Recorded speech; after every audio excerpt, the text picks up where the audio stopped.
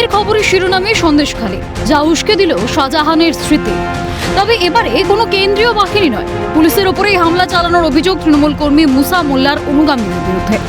সন্দেশখালীতে মুসার বিরুদ্ধে অবৈধভাবে জমি দখলের অভিযোগ ছিল। বহুদিন ধরেই মুসার দখল করা জমির ওপর আদালত 144 ধারা জারি করে, কিন্তু সেই ধারা অমান্য করার অভিযোগ ওঠে, যার জেরে নেজাট থানা মারফত মুসার বিরুদ্ধে আইনি নোটিশ দেয় আদালত। কিন্তু সেই নোটিশের কোনো জবাব না দেওয়ার অভিযোগ ওঠে মুসার বিরুদ্ধে।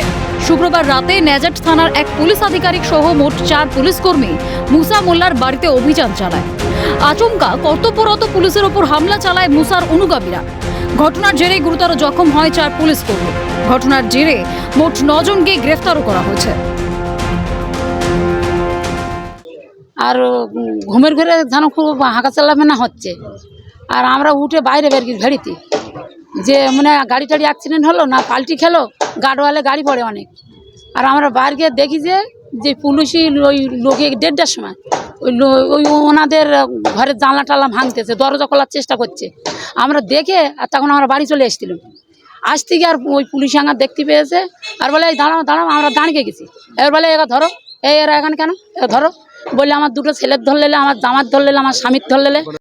ওই কালকে রাত্রেবেলা ধরে নিয়ে এসছে বাবাদের এখানে, বিনা অন্যায়তে ধরে নিয়ে এসছে। আমাদের বাবাদের কোনো দোষ নেই, যারা ভাঙচুর করেছে তারা তাদের ধরে নিয়ে আসতে পারেনি।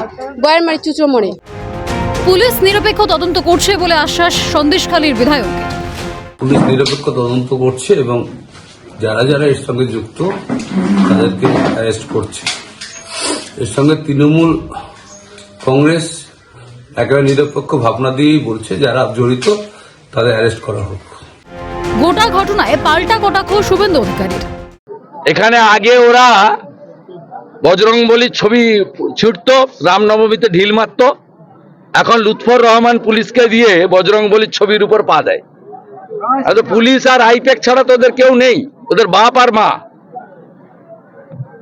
আর কেউ নেই ওদের সঙ্গে, কোনো মানুষ নেই, চোরেদের সঙ্গে কেউ নেই। আগামীকাল এখানে সব গ্রামে চোরেদের পাঁচালি বাজানো শুরু হবে, আগামীকাল থেকে ডেলি চলবে নন্দীগ্রাম।